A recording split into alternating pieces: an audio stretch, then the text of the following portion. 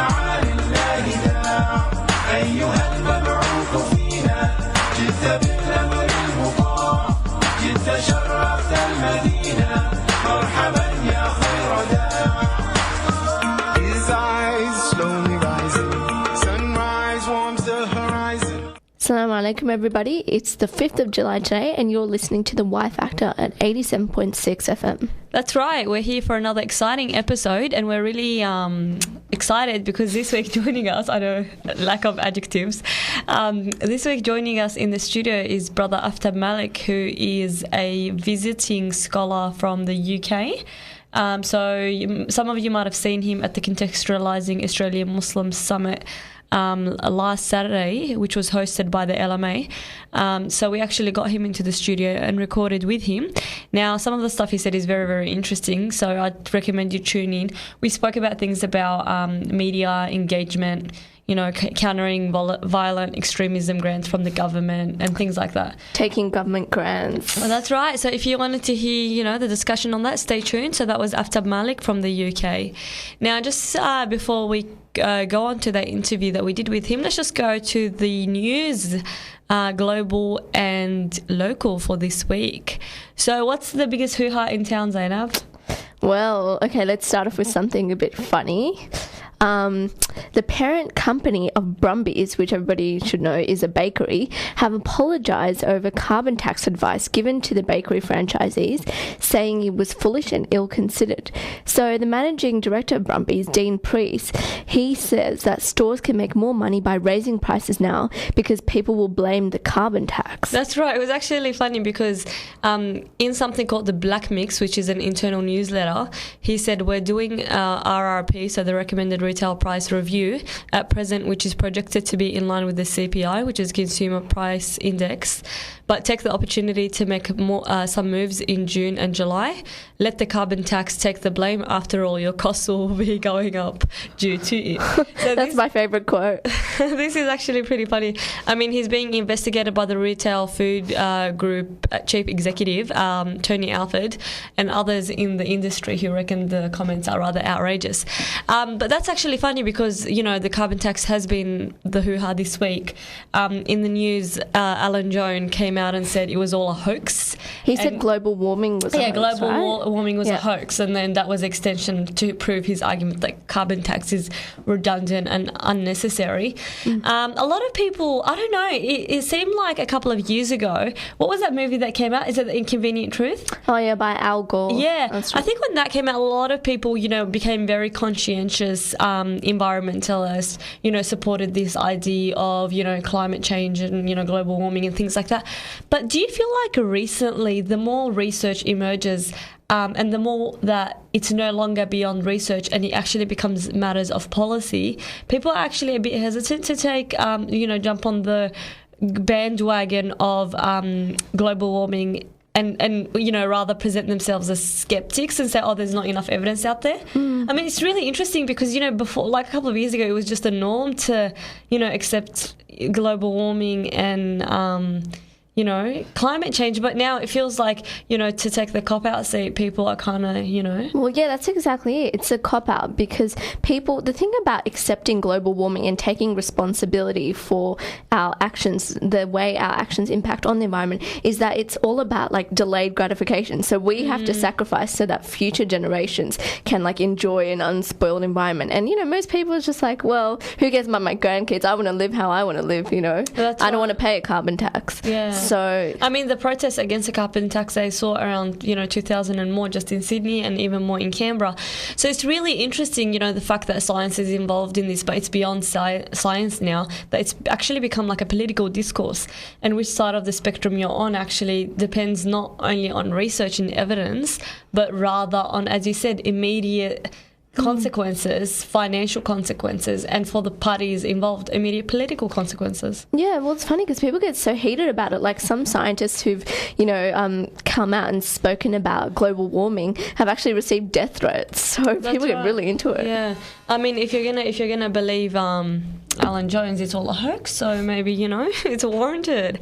Now, moving beyond the carbon tax, in America, a 20-year-old who committed a first offence of a string of robberies in Miami in 2010 has been sentenced to 162 years with no parole. I mean, it's interesting because so he was convicted of a string of armed robberies. I mean, armed robberies are different to just robberies because it's like an aggravated charge. Yep. But this guy, Cortavius Davis, he wasn't convicted of hurting anyone physically. Not even the dog, they say in the investigations, which is a pretty interesting. I don't know why you're laughing, Tess. No, but it sounds animal rights is an important issue, No, right? it is, but it actually, the article actually says they didn't hurt anyone physically, including the dog. So in case you were worried. No, but it's the dog's fine, everybody. It's actually interesting because apparently his accomplices testified against him, saying that he carried a gun during these crimes and discharged it at the dog who chased him after one of the burglaries. Now, in America, there was a US Supreme Court review to actually review life sentences that had been issued without parole for defendants under the age of 18 as they constituted cruel and unusual punishment, even in the cases of murder. So parole is basically, when you're allowed to leave, prison earlier than your original sentence entitles you to do so. Now, Davis's lawyer is actually saying that he's going to plead the same thing for him and just see how it goes. Now, it's actually really, really interesting. 162 years for a first offence. I think, honestly, sometimes in America, their lawmaking really needs reform. I mean, I understand the concept of, punishment to deter and to punish and to kind of set an example, but 162 years for a first offence for a 20-year-old? I don't know. Without parole? It just makes the law seem very arbitrary because I remember reading a story a couple of weeks ago where there was a girl also in the US who was convicted of arranging the murders of her whole family. And she got 40 years. And so it just makes you think, how do they actually come to these terms? Not just that, I mean, I'm pretty sure they must have looked at the fact that, as you said, he was carrying a weapon was an aggravating factor. But the fact that the article actually goes on to say that he actually suffers from a learning disability and has a bipolar disorder. He was unemployed in high school and he came from a predominantly black neighborhood in the south of Miami. So there's also, he was living on Social Security, $674 a month. And he was obviously out of school. So there are obviously a lot of other socio-economic issues that are involved. It's not just a matter of this, just someone decides to go out, on a robbery spree. Speaking of not murder, did you say murder? I said murder. Yeah, I read a murder case. Yeah, you didn't imagine it, don't worry. About the previous one. Well, it's interesting because there's another report here that a woman who's actually 74 has been accused of murdering her grandson. A frail 74-year-old woman has been ordered to stand trial for murdering her teenage grandson after a court in the US heard his terrified screams for help in an emergency call. He said, "I've just been shot. My grandma shot me. I'm going to die. Help." And this is Jonathan Hoffman made that call on the 18th of May. But then her defense lawyer, the grandmother's defense lawyer, is claiming that she was acting in self-defense because he made a number of calls to 911, and they're claiming that if you listen to the 911 tape, he's actually grabbing onto her, and they did find traces of synthetic marijuana in his urine. So... And it does say that she did scream and say, "I murdered my grandson." And police officers said that they saw her with blood on her hands and she had some blood on her clothing. And there was also blood on a semi-automatic handgun just found outside the door. I mean, it's interesting because, innocent till proven guilty, and that's the whole point of the trial, to adduce the evidence and basically, see... what stands, but, grandma versus teenager, I think it will be a matter of evidence. Yeah, and now for a real first world problem, if I've ever seen one. A student at a Sydney elite private school who actually scored 99.95, which I think, every one of us who listens to the program would be ecstatic with. Especially the HSA kids, don't worry, we know your pain, we've been there, done that. So that was in 2008. She has lost an appeal because she alleged that discrimination stopped her from getting full marks, so a UAI of 100, or what do they call these days, ATAR? ATAR, yeah. I mean, it was at the Administrative Appeals Tribunal, and the appeal was it was a complaint on the fact that the Board of Studies had unlawfully discriminated against her because they did not provide her with special provisions to help her write her exams. Hey, well, this sounds like deja vu. Wasn't there another case a couple of months ago where this girl wanted to sue the private school for not getting into law? That's right. Yeah, Sydney Uni. I mean, she said this one we're talking about here. She's 21 now. Her marks won her a place in a medicine degree at Sydney University, and she came 5th in the state in chemistry. And she was offered a writer to dictate her essays, but she chose not to do that. So it's actually interesting. And speculations have actually come out that it's the mother pushing for this and another, tiger mother syndrome. And yeah, so it's actually really interesting, these schools, the students that are actually taking action against their school and the Board of Studies now for HSC marks. Not encouraging you students who are, doing your trials at the moment and, looking for a way out, but that's what's happening in the news. Well, this is embarrassing for Queensland Police. They've actually had one of their anti-bikie cops quit to work for a law firm that represents the Hells Angels. Now, if you don't know what the Hells Angels are, they're a motorcycle gang. An international criminal organisation. Now, it's funny because Nick Crawford, who is a former detective sergeant with the Elite Hydra Task Force, he actually resigned earlier this year. And he joined Rostron Carlisle Solicitors, who act for the notorious motorcycle group. Now, police are actually worried because they said that Mr. Crawford might actually expose the inner workings of Hydra and the methodology it uses to investigate gangs. Yeah, well, I guess there was more money in defending bikies than trying to prosecute them. First world problems again. This is it's not too recent, but it was actually pretty, I don't know, I wouldn't call it funny. I actually don't find it funny at all, but interesting to say the very least. Simon Chake, who is the director of Get Up, fainted on Q&A. And you had Miss Marabella sitting there just looking at him in a very stunned expression. Yeah, I mean, Q&A is a live program, so obviously there was no time to react. It just happened right then and there. And then you just see this footage of her and she's looking at him, just wondering what is going on instead of actually thinking, oh, I should help this guy. I mean, she's got a lot of flack for her on Twitter, on cyberspace, and her spokesperson actually had to release something and to say that she was in shock. She was unaware at the time that it was a medical emergency. He was eventually taken off the panel and sent to Liverpool Hospital where doctors last night actually gave him the all clear. But again, this brings in the issue of ethics and morality into society. I mean, this is a live program. And it's pretty high-level political analysis and, discourse. And then you've got someone who faints, reasons not given. What would you do if you were in that situation? I think the thing is, people sort of underreact for fear of overreacting because they don't want to seem like, oh my goodness, just cause an uproar on national television. And so instead they underreact. And so that's exactly what happened with her. Well, I don't know, but personally, the first thing I'd do if I saw someone faint, I'd probably go and get in. And I think maybe that's not even a good reaction. Because sometimes, when everybody kind of goes in and tries to do something, then you'll have overcrowding around the person who needs space, who needs air and things like that. But it's just very interesting that, looking at it from an ethical or moral perspective. Yeah. And now in international news, Yasser Arafat, who died some time ago, 2004, so that's 8 years ago, his widow has actually come out and said that they should exhume his body because there are suspicions that he was poisoned with polonium instead of dying of natural causes, as was reported at the time. And this was after a 9-month investigation into the death.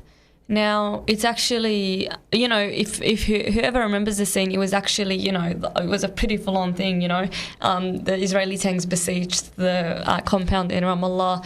Then he was shuttled to Paris, where he spent his final days undergoing a barrage of medical tests in the French military hospital. However, as you said, 8 years on, his wife's come out and kind of said, it might have been polonium poisoning. And there have been several rumours going around. He had cancer, apparently. He had liver problems and even allegations that he was actually infected with HIV.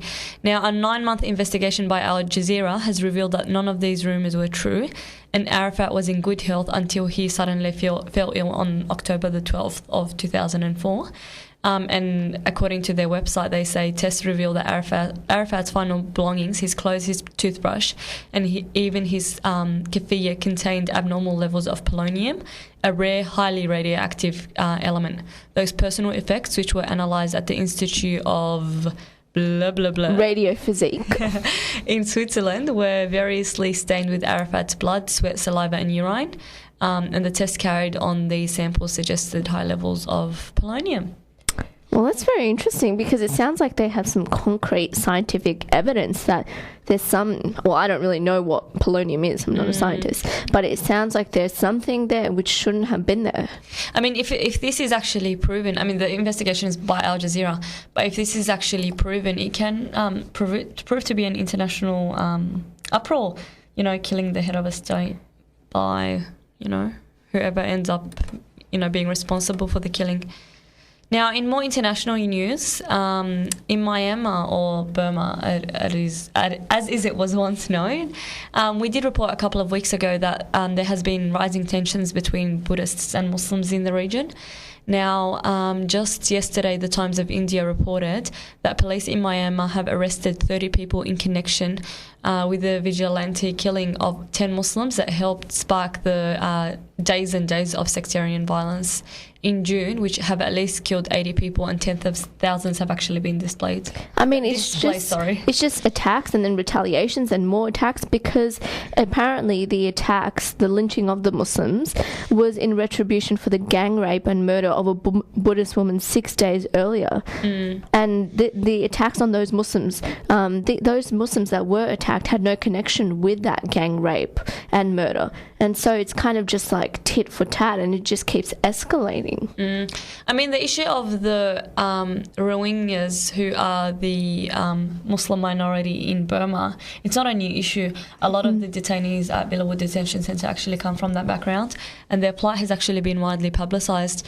But the problem is when they do try to flee to various countries, they're refused asylum. And even in the case of closer countries nearby, such as Bangladesh, they're actually turned away and Bangladesh refuses them as citizens. So it's actually a really touchy topic. And inshallah, what we can do, hopefully see if we can actually get in some experts on this matter to cover it in a future episode. But it is a plight that we should all, be aware of. And it's actually a very sticky issue because you've got the Muslim Buddhist tension and allegations from both sides that, as you said, it's a tit for tat and, it's really hard to see where it's getting. Now, we'll just end with some ridiculous news. I don't know if anybody's heard about plans to air a TV show on Channel 10 called The Shire. Now, for anybody who doesn't know, The Shire is the area south, Cronulla, that area. And so Channel 10 has actually commissioned a TV show known as The Shire, which is supposedly featuring real people and real stories about their lives in The Shire. And it's going to be airing on July 16th. I mean, I don't know if you've seen the promo, but it's a bit weird. Like, it's just got a bunch of half-naked young ladies and men with, tattoos and the Southern Cross flag as a tattoo on their side, kind of just lounging around and sipping around and, surfing and, and it says real people and real stories. It's actually interesting because the news, when it came out a couple of months ago, had the mayor come out staunchly oppose it. Because she said it would actually be similar to the trashy US reality show Jersey Shore, and a lot of locals actually thought that it might harm the reputation of the neighbourhood. And at the time, Channel 9, or was it Channel 10. Channel 10 actually came out and said it was on the back burner. But apparently they've actually brought it back up again, and we'll see. We'll honestly see how it goes. I don't know. Not that we'll be watching it, right? We don't watch such trashy TV. I want to watch it for an episode or two just to see the trash that will go on there. And I'm assuming it's trash. Please don't, sue me for defamation later on. But I honestly don't know where Australian TV is getting. I mean, that stupid show, Being Lara Bingle or whatever. Oh. Is that what the IQ of the Australian community has come down to, that this is the type of TV shows that we're presented with? I don't know, it's just a bit... Yeah, I mean, this show is only going to reinforce stereotypes of people in the Shire being, airheads and racist, so I can't see what would be in it for them. Because some of the footage that did come out a couple of weeks ago, the first time that it actually did happen, it did have a lot of kind of, how do you say it, like rowdy, drunk, undertones. And, the neighbourhood is actually worried about... this is a perception that will be held of the Shire and the surrounding areas. Well, speaking of TV shows, did you watch the ABC one? Oh, Dumb, Drunk and Racist. Yeah, that's really interesting. It's been getting some really good feedback. Really good feedback, and also a lot of flack from the, what are they called? Is it the ADF, the Australian Defence League? Yeah. Oh, sorry, they ADL. wouldn't like that at all. Yeah, they're coming out and saying, you're tarnishing the image, and it's such a left-wing attempt at defiling, the country and our reputation and things like that. I mean, you know what? As minority groups, what was shown on there doesn't come as news to anyone. I think a lot of these incidents have been reported numerously to the media, to the police, and discrimination is something real in Australia. Now, that's not to say that every Australian citizen is dumb, racist or drunk. Not at all. And I think, Australia is one of the best countries to live in, very hospitable people. And generally, I mean, we've got it pretty easy. But I think at the same time, we can't actually undermine the fact that we do have some serious issues in our society. And if we allow it to escalate any further, then can we really maintain the image of Australia as being that hospitable land that accepts people for who they are, accepts minorities, and has, multiculturalism as the official policy? Yeah, well, if people are confronted by it, I mean, I think that's a good thing, because even if they're, obviously racism, well, this is arguable, but I think that generally, as you said, Australia is quite a good country for migrants to come to. But even if there's one racist incident, it's unacceptable and it should be made public, in my opinion. So if people are being confronted by this, it can only be a good thing. I mean, sometimes when you put them in a defensive situation, again, that causes them... Initially, it can cause angry reactions, which is some of the ADL posts on Twitter and things like that. But you'd hope at the end of the day it might cause some sort of examination and, reflection and see how they're getting. All right, I think that's about it for news internationally and locally for this week. So we'll leave it there. Stay tuned. As I said, up next we've got Aftab Malik, and we grill him on some pertinent issues. You're listening to The Y Factor on 87.6 FM.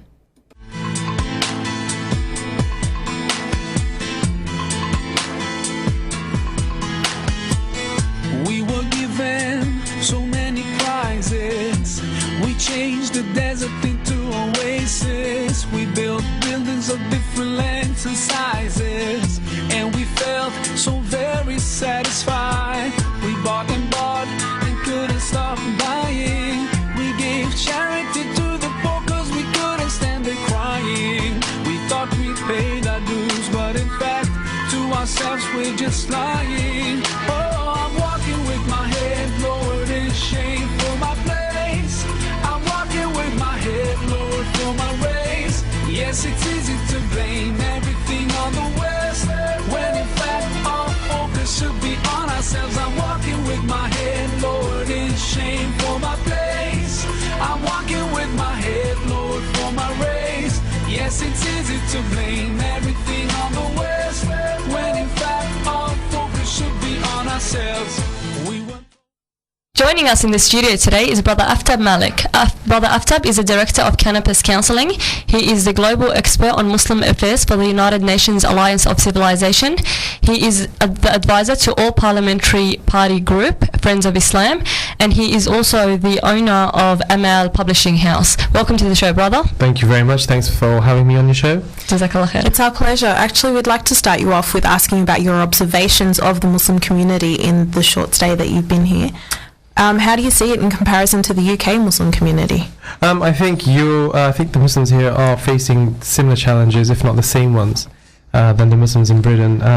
While I was here, and I've been talking to many of the young Muslims, three predominant types of questions have arisen. The first one has been revolving around media and the perception and projection of Islam and Muslims in the media and how to overcome them. The second is how do they approach Islam, and where do they go to learn authentic understanding of Islam. And the third area has been that of the roles of imams in Australia. So. Well, they're all very pertinent questions, and the media one is actually one we will be raising further into the interview, inshallah. But obviously the UK Muslim community is well known to be far more established than the Sydney or generally Australian Muslim community. So if you were to raise 3 points of advice on how to move forward and try and advance our community to the UK level, what would those 3 points be? Well, the first one is because, unfortunately, one issue is that the fact that you are geographically based where you are, that is somewhat of a problem, and I think that down under and completely forgotten what you can control. Well, there's a solution I think that I have been putting forward, and that is England has been very fortunate, whichever way you look at it, as having a number of scholars having visited England for the last 2 decades, I would say. And what you see is a cross-fertilization of ideas through various teachers and various scholars. And I was suggesting to the LMA to initiate a program where you start inviting scholars from outside the UK, from outside Australia to come in. And what this does, it really does expose young Muslims to endless possibilities. And a lot of Muslims here that I spoke to, they really haven't been exposed to something, they haven't really been exposed to the sort of diversity and the richness and depth of Islam that I think that we have access to in the United Kingdom. So that was one area that I suggested. The other area that I suggested was regarding media engagement. We have a phenomenon of the armchair critic, where you have Muslims who just sit and complain and complain all they do. And I suggested, look, you live in this country, you have certain democratic rights that you should utilize. Unfortunately, most people aren't aware of those certain rights. So I suggested, look, if you are really bothered by something, you should do something about it. And I think learn to access how you can petition, how you can engage with journalists, but also how you can offer positive stories yourself. Go out there and tell a story. Which relates to my third suggestion, was how do you go about normalising the American presence in Australia? How do you go around explaining a story? The Muslim presence? The Muslim presence in Australia. Yeah. How do you go about telling stories of the heart? Because stories of the heart reach the heart. And there's a great perception that Muslims are exotic. They're something different. We can't quite understand how they are. But at the end of the day, we're the same as everybody else. If you punch us, we bruise. If you hit us, we may bleed. But I think that a normalizing process needs to occur. I don't know how that's going to happen. I mean, there's ideas that we could play around with.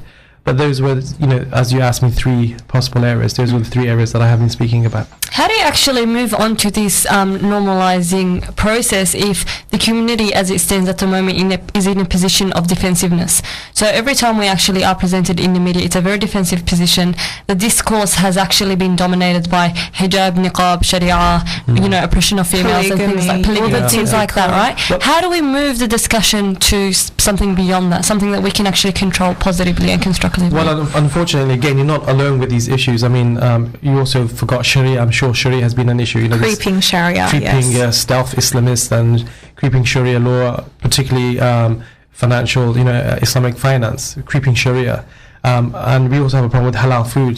That's right, we've had that exactly. Too. So again, it's nothing unique over here. There's several steps that you can take as a community. One of them of which is, build your own media enterprise. Have in the UK, we have a plethora of organizations and media outlets that have been established in the last 20 years. For example, we have the Islam Channel, which the government, the British government, undertook their own study and realized 97.8% of the Muslim population watch Islam Channel. Wow. And by the mere fact of that, it has clout. And so I would say that you need to start developing your own media, but at the same time, I would not disengage from mainstream media. And it's quite refreshing to hear that everyone in this room is doing journalism and law. We need more journalists. We need more newscasters, news anchors. We need really Muslims to get involved within the mainstream, and that's how you get a normalized presence. Just the newscasters there happens to be Muslim. Just your presence. I mean, do we have here anyone in the UK? We have a Muslim newscaster too. In fact, that Muslims are on TV, so people know that the Muslims are telling the news. So I think that again, like in the UK, like elsewhere, there are Muslims who just simply go out and criticize and complain. They don't really do much other than that. If I could just interject there, in terms of having these representations in the media, there's been a lot of talk about the idea of a spokesperson. Mm-hmm. So I'm not quite sure if there are spokespersons for the Muslim community in the UK, but how would you go about even considering one or choosing one? I don't think there's a spokesperson as there are spokespersons. And I think that what you need to do is you need to develop the skill set within the Muslim community. For example, you're journalist students. I mean, you'll know more about journalism than I do. How is it that we can sort of tap into this resource, this energy, this drive, this passion? One of the suggestions I made today is, you could outsource, you could get in companies who are very familiar with working around the media and create a sort of workshop whereby a transfer of skills goes from newscasters to the Muslim community. So, you're talking about creating capacity and creating a skill set that is lacking. And I gave a talk on Saturday at the LMA, and one of the things that I said about the Muslim community is that they need to understand, you need skilled professionals. I mean, good intentions, mashallah, they're very good and proper, but you need the right people you need the right people who have the right experience. But Brother Aftab, how do you actually get that when the community, when it within itself is not a united community? You've got political, divides, you've got political issues, even theological issues we can't agree on, let alone, a spokesperson to present a united face to the non-Muslim community. How do we actually get in there, fix those inherent issues within the community first, to actually be able to, put out their spokesperson and put people out there that represent our communities? Well, I think that unfortunately these divides have always existed and they're not going to go away. I think you just said you've obviously said a lot of things there, but there are certain issues that unite, in fact, every single Muslim, irrespective of your theological inclination or whichever school you face. For example, the issue of keeping Sharia. I mean, it doesn't matter who you are. If you're Muslim, it affects you. The issue of hijab and niqab, the issue that Muslims are perceived as a fifth element. So there are, I would disagree with you in that statement, in the sense that there are burning issues that affect every single Muslim in every single mosque, whether you come from a Turkish or Lebanese or a Bengali mosque. They affect everybody. Now the problem is that you can either be a critic, or you could be a skeptic, or you could go out there and do something. And if you are going out there putting yourself in the front line, you'll get criticized. So I think that we need to be mature about this issue as well, that at least you're doing something proactive. But the question is rather than have people who have only good intentions, I think we've gone beyond that now. I think we have to get with the program and understand how the media operates. And I see that yesterday I gave a talk, and there were so many young people really interested and very passionate about the media, but there's a skill set that is lacking. So you have to try to understand. I made a suggestion, and that is, understand the priorities of your community. What are the pressing needs? Sharia, the sacred law, looks at needs, necessity needs, and complements. So if you can figure out what are the most pressing needs that are required in your community, and understand that, because a lot of times, and I've been in this many times, Muslims are firefighting, and we're always putting out one fire and then putting out another fire. And you need to step back. In a very defensive way. Very defensive. You need to step back and take a proactive and say, okay, look, we're not going to put out all these raging fires. Look, what is it that I can do reasonably well? And if there's a deficit within the community, what is it that we need that can address that deficit? Yeah. So we need visionaries, we need thinkers, we need people who can think short term and long term. And unfortunately, there are these fires that are burning, but if we are all firemen, we're not figuring out why these fires have begun in the first place because we're too busy putting them out. So solving the root problem. Well, I mean, one of the priorities that I think the community has come to realise is something you've also mentioned, which is the need to skill up. And one topic that has come under fire as a result of that is the idea of getting government grants that are aimed at targeting violence in Muslim communities and the such. And there's a lot of controversy surrounding the issue. So I think there might be something similar to that happening in the UK. Where do you stand on that? Yeah, there is. It's called the Prevention of Violent Extremism, which is now, I think, turned to Prevention of Extremism. And I would just simply say this: look, if you live in this country, you're a citizen and you're paying tax, then I would see if the government is willing to put money to prevent people being radicalized or engaging in violent acts that ultimately are going to impact first and foremost the Muslim community. So God forbid if some person were to do a violent act, every single Muslim, irrespective whether you're practicing or non-practicing, whether you call yourself Muhammad or whether you call yourself Mo, you're going to be under scrutiny. So again, it requires a proactive approach. Now, with regards to taking money from the government, as I said, if you're tax paying, this is basically a rebate you're getting back from the government. Now, you have one or two options. You can sit and complain and shout conspiracy theories, or you can get in there and work with the government, because the way I see it, all you're doing is promoting an Islam that is free of violence, and an Islam that is free of this sort of mentality where you create a dichotomy, us versus them, good versus evil, Kafir versus Muslim. Look, we're living here. Islam does not say there's a split between the two worldviews. Islam is a universal religion. It works wherever you are. You could be on Venus for all I care, because Islam equips you to be an upright human being, irrespective of the environment. I don't think the issue though is with a lot of people not accepting the grants. I think the problem is saying that such grants stem from an ideology that Islam is a problem, that there are radicals, that there are terrorists that need to be dealt with. And in Australia we've actually just carbon copied the UK model. We've named it CVE, Countering Violent Extremism. Similar ideology. So I think a lot of the people, they're hesitant. That's right. I think the hesitancy in accepting this money is by taking the money and using it to further the community and benefit the community in beneficial ways, you're still ingraining that initial mentality and making them believe that their approach towards solving this problem is the correct approach. Hence, the money is being spent, the money is being taken. However, if you actually, combat the issue from the root, so look, your policies in relation to dealing with violent extremism or radicalism or whatever, that's not how it should be dealt with, then you can actually bring the debate back to square one rather than deal with it, at the results stage, which is when the grants come in. So I don't think the issue is actually the grants, but rather the mentality behind these grants and behind these schemes.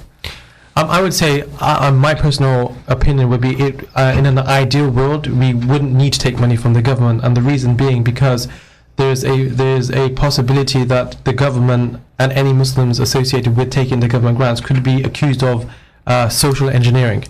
But the problem is we don't live in an idealistic world. We live in a world full of flaws. And the way I see it, again, I would stress that, look, at the end of the day, no matter if you do something or you do nothing, you will still be criticized by Muslims from within. I think we need to become Muslims need to be mature about this. If the government, if you are, for example, if you believe that the way in which the government believes the money should be distributed, and you feel that it has an ideological bias, then you need to engage as a community. You need to rally around community leaders and go to the government and give them a proposal and say, look, as an alternative. Within the UK, what's happened is there was a big hoo-ha about this, that the government is giving money and don't take the money from the government because the strings attached. Yeah, the strings attached. But the strings attached is, look, we want you to promote Islam that doesn't go around killing people. Now, I don't really see a problem with that myself personally. And the problem is, as Muslims can't even get to prayer on time. And so, you do need a helping hand. There are issues and problems that simply Muslims cannot deal with themselves, and you need help. And in the case where the government is giving back your money, I would say that you should take this help, and if you have some critical approaches, then you need to feed that back to the government, because at the end of the day, they have to listen to their constituents. They can't ignore you. Well, Well, in terms of listening to constituents, you are an owner of a publishing house called Amal.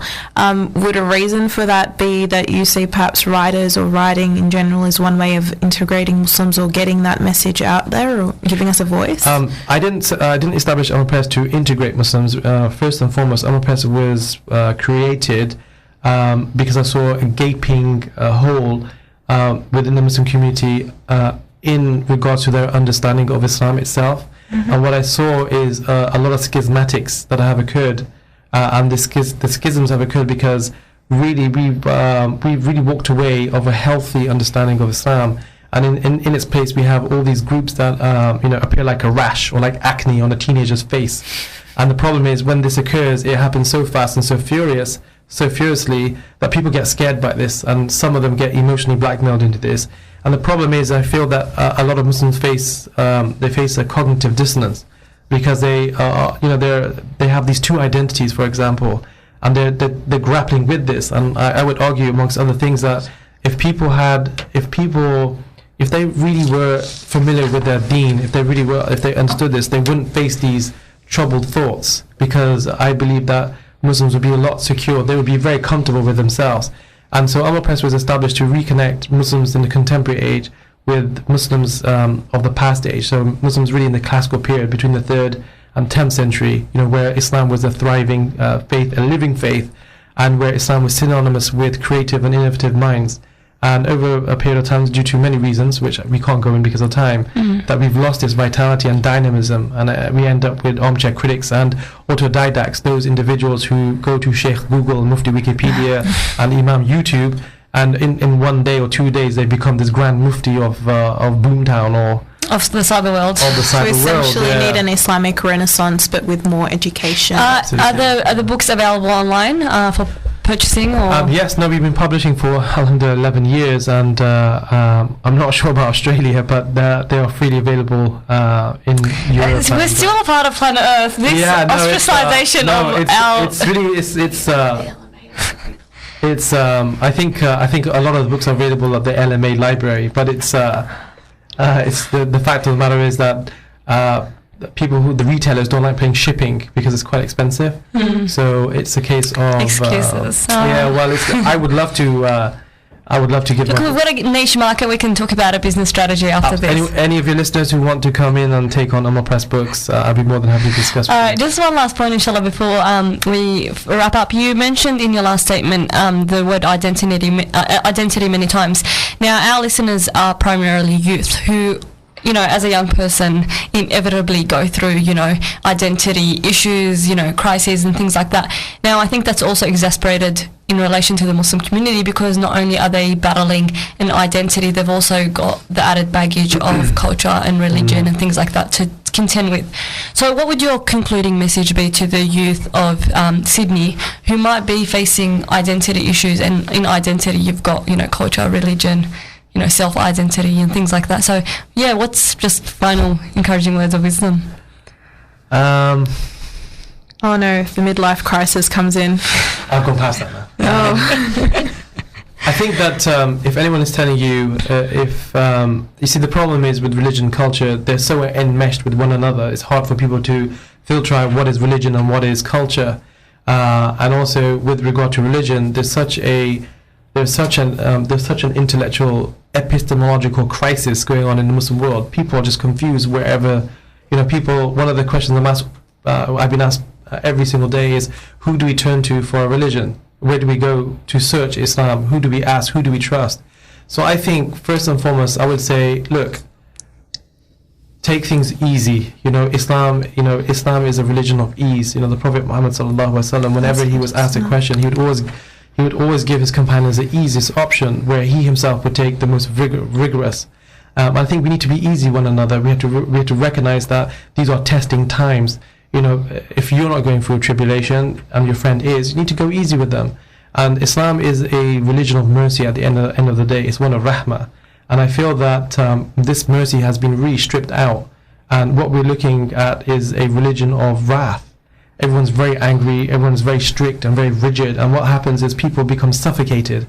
And I think that we really need to inject within the Islamic discourse a message of mercy and one of hope. Because we, people always like to hear things about the end of time and the jinns and the jars. I don't understand. What does that do? Scare you? It scares me. But we need to engender two fundamental aspects. One is of mercy, that we really have forgotten what it means to be merciful. Be merciful to yourself as well at the end of the day, but one of hope, that never give up, never despair, because at the end of the day you have to understand whatever is happening, whatever is unfolding, Allah knows about it. So things are if at the end of the day, if you believe in God, if you believe in Allah, then things are at the hands of the best. It's in the hands of the best of possible places, and that is everything is unfolding and with God's knowledge of it. And so, these two things, I think, be merciful and have hope. That's very inspiring. And, we're very fortunate to have had you in the studio with us today. So we'd just like to thank the Lebanese Muslim Association for bringing you out here and giving us this time. I know you've got a tight schedule today. It's highly appreciated. No, thank you very much. And if you ever want to make hijrah to Australia, we're more than accommodating of expats. And we just wanted to make one last request. We've heard that apparently a rival radio station has been making some cracks about how awesome they are. And now that you've been to their interview and our interview, what's your honest assessment? Weighing on the debate. I didn't realise I was embroiled with local politics when I was on the radio station. Neither did we really, but No. I was just going to tell you to come up with our campaign slogan, but go on. No, this is really highly impressive. I mean, mashallah, this is a great studio that you have here. You've had very, very good questions, and it's really refreshing to see, people like yourself who are fully engaged, working very hard with your degrees that you have, and doing these on the, doing this on the side, and trying to engage and connect with the Muslim grassroots. So I congratulate and applaud you. Jazakallah khair. Thank you so much, Brother Aftab, once again, and inshallah we do see you in Sydney more often. Jazakallah khair. Mashallah, and I think you are good spokespeople for female power. I think we need more of this. Girl power, right? Girl Straight power, from the UK. There you go. All right, that was Aftab Malik on the Y Factor 87.6 FM. Stay tuned. We're going to take a short break. In a place close by, there's a mother with a child with tears in her eyes. Somewhere else, there's a boy on the street with no food there to eat, and he's trying to survive. Another place, there's a father of 5, but he can't get food cause the bombs in the sky. Somewhere else, there's a senior now who is all out of food and her car won't drive. But we take this food we're blessed with and we throw it half away. We see there's so much wasted that can help so much today. Cause I know we take for granted a warm meal and a cup of drink. Oh, this silver plate we're handed. Maybe once we should stop and think that we don't know where the hungry ones have to go. We don't see what the hungry ones have to eat. We don't feel what the hungry ones feel inside. When they pray, everything's gonna be alright. Be alright, be alright. I'm gonna try to help things be alright. Now, on to a really weird discussion. If you guys have been following the news, there's the high-profile divorce of Katie Holmes and Tom Cruise. That's right. Now, that's not what concerns us at the moment. I wanted to kind of have a chat about Scientology, right? Now, Scientology has always been in the spotlight for, being called a cult that brainwashes people and things like that. But now that Katie Holmes has actually filed for divorce, she actually says that she was really fearful for her daughter Suri from being brainwashed and being at risk by being associated with the Scientology cult. Well, yeah, apparently that one of the main reasons, if not the main reason she divorced Tom Cruise, was to save her daughter from being sent to this thing called the Sea Org, which is apparently this special school that educates children as young as 5 in the ways of Scientology. And people who've left Scientology have claimed that it's not really a school, it's actually this kind of military boot camp in which pupils live in cramped quarters and they're made to work from 8:30 in the morning through to 11:30 at night. And I mean, Scientology was started by this guy who was a sci-fi writer. And I don't know, there's been some pretty weird stuff emerging about the stuff that actually goes on in Scientology. I mean, it's interesting because this Sea Org is officially quote unquote secular and uses Hubbard study technology to educate its pupils. Now, what they actually do is to accept students to the school, which is what Suri would have done. They have to undergo auditing and a test that reads electrical currents around candidates' bodies and measures their spiritual suitability. And hold on, let's just clarify. Suri is 6 years old, right? Yeah. So basically what they do, they strap them to this thing called the e-meter, a device that looks like a lie detector. Senior Scientologists ask questions such as, have you ever thought someone was crazy? Have you ever gotten yourself dirty on purpose? Oh, what does that even mean? I don't know. Have you ever, just don't read into it. Have you ever felt ashamed of your parents? Have you ever done something to your body that you shouldn't have? Who have you made guilty, sorry? And have you ever spied on anyone? Now, it's interesting to ask these questions to a 5-year-old. Yeah, it's just really strange. And so this school's called the Sea Org, and then their Scientology headquarters is known as the Gold Base, which is this multi-million-dollar compound in California, this is really strange to me. They have armed guards. I don't know what they're hiding in there, a sniper-style bunker, and 2 trailers known as the Hole, where disobedient people are punished. And when you go there, you have to pledge your allegiance to Scientology for 1 billion years. Well, now, Tom Cruise is not the only high-profile member. Will Smith actually dedicated thousands to the cause in 2008, and they actually founded the New Village Academy in California. Now, they apparently widely employ Hubbard study technology, and they have several Scientologists on its teaching staff.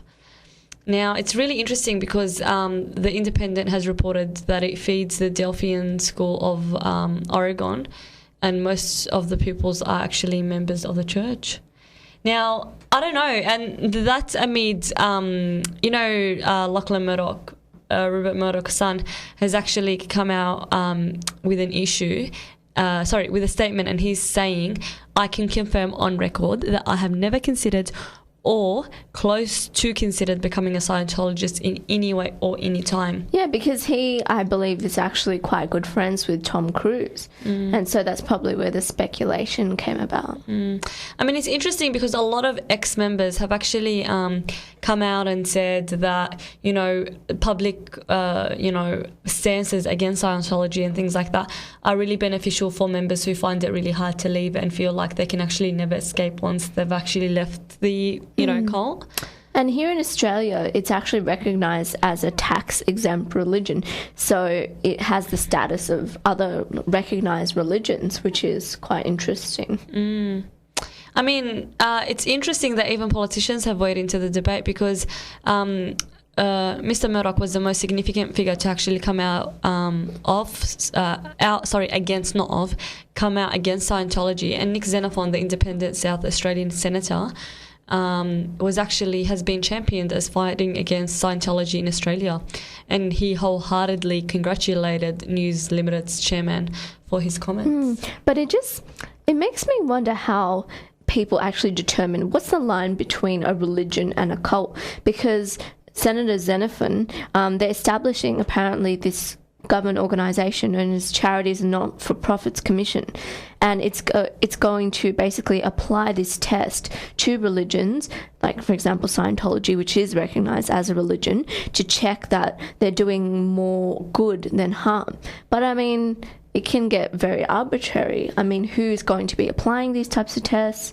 How long? Like maybe Scientology. And it's a very subjective thing. I mean, define good. And I don't know. It's just this is a very subjective area, and I'm not sure that it should actually be in the hands of politicians to make determinations about what is religion and what is not, because isn't that relegated to the to academia, to discourse, to I don't know. But then again, like, can you just have any old cult? If I, not me, astaghfirullah, if some loony bin just tomorrow comes out and starts some religion, based on, like, worshipping Cocoa Pops, is that just going to automatically get recognised as a religion? I mean, the why it's important whether or not it gets recognised is for the tax exemption purposes. And I think that's, the maker or breaker in this case, especially in the case of Australia. Now, why Factorians, let us know what you think of Scientology and this weird cult/religion/thing.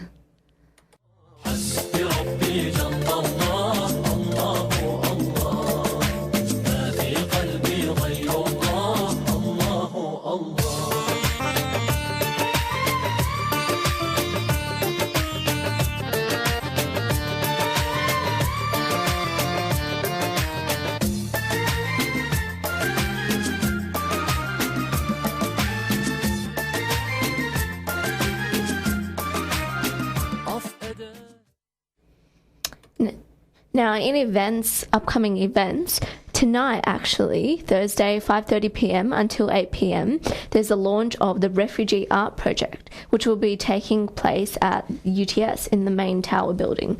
So that's an exhibit of artworks by refugees. And again, if you're interested, that's tonight, 5:30 until 8 at the UTS tower building. Today's the launch, but inshallah the exhibition will go from the 3rd to the 27th of July. It's open every day of the week, 10 to 5 p.m, and the opening night was tonight, so make sure you do go to see some of the artwork. This Saturday, inshallah, it will be the most ever action-packed, the most ever doesn't even make sense, the most value-packed careers expo. So if you're interested, you don't know where to do with your career, you don't know what your dream job is, this is this Saturday at Auburn Council Town Hall, 10 a.m. till 2 p.m, for all young job seekers, students and other tertiary school or tertiary leavers. If you're interested, you can visit their website www.careerexpo.org.au, and it's proudly supported by community organisations and businesses. So that's a Careers Expo this Saturday. Make sure you head down. Now, taking place on Sunday, July the 8th, so that's this Sunday, it's the One Day, One Message Sydney It's Time to Talk Islam event. And so this is presented by Mumsa and Talk Islam, and this will be taking place in Sydney, and it will be happening from 9 a.m. to 3 p.m. Now, I think the registrations have closed, but inshallah just an event to be aware of, because they're going to go down to Sydney CBD and do some dawah there apparently. So that was hosted by Mumsa and Talk Islam, as you mentioned. Now, Ramadan's around the corner, and this is, subhanAllah, like it's mid-Sha'ban already.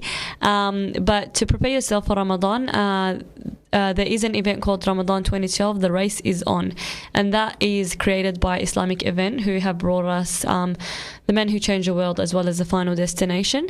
So if you are interested, it is Friday the 13th of July. That was Friday the 13th of July. 6:45 for a 7 p.m. start to 9:30 p.m. at the Whitlam Centre in Liverpool. It's $20 and all profits do go towards charity. You can purchase tickets from the Australian College of Arabic, Al Firdaus Quran College, Pharmacy for Less, GIYC, or you can hop online on www.allthingsislam.com.au to purchase tickets. If you're interested for more information and details, you can email info@islamicevent.com.au or visit the website www.islamicevent.com.au.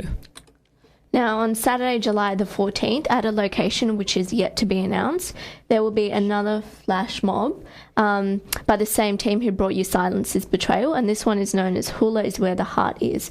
So that will be announced, the location will be announced, and it'll be taking place 2 p.m. Saturday, July the 14th. If you're interested, the registrations have actually closed. So too late. I think it was in very high demand, especially due to the success of the last one. But keep an eye out for that, and inshallah the video gets released. The final event we're covering is on Saturday, July the 14th at 6 p.m. And this is an event put on by UWS Milperra and UWS Parramatta, and it's called Syria, A Matter of Life and Death. So it's going to be exploring the precise political situation and our Islamic obligations. And so if you're interested, they'll be on at UWS Bankstown, Building 20, Lecture 13-6 at 6 p.m. on July the 14th. Now, they've got 3 keynote speakers, and that's Dr. Drew Cottle, who who is a senior lecturer in political studies at UWS, Sheikh Sami Aid, and Brother Wasim Durahi. So if you're interested, again, that's Saturday the 14th of July at 6 p.m. at UWS. And you can find the event also on Facebook. So I think that brings us to the end of another Y Factor episode for this week. I think we discussed a lot that would actually love to hear the opinions of fellow Y Factorians on. If you've got any questions directed at anything that Aftab said, do put them on Facebook. And I think there are some very pertinent issues that the community needs to discuss and engage with, and basically start speaking about. So inshallah, let us know your thoughts. Also, any feedback, suggestions, they're more than welcome. You can email us at yfactor@live.com.au, or you can Facebook us directly and add yourself to the group, which is the Y Factor 87.6 FM. That is the Y Factor 87.6 FM. And inshallah, would love you to join the conversation. So with that, I think we'll leave it here for this week, inshallah. Take care of yourselves. Only a couple of days, left before Ramadan. So I think maximize in the good actions and the good works, inshallah. And hopefully this would be a Ramadan that will be unprecedented. So thanks for listening. Thanks for listening. You're listening to the Y Factor on 87.6 FM. This is Tasneem. And Zainab. Assalamu alaikum.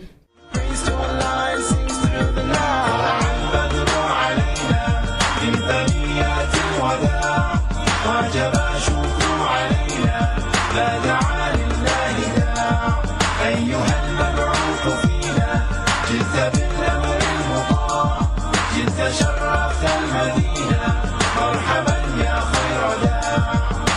Welcome, let's come into God's way, the word to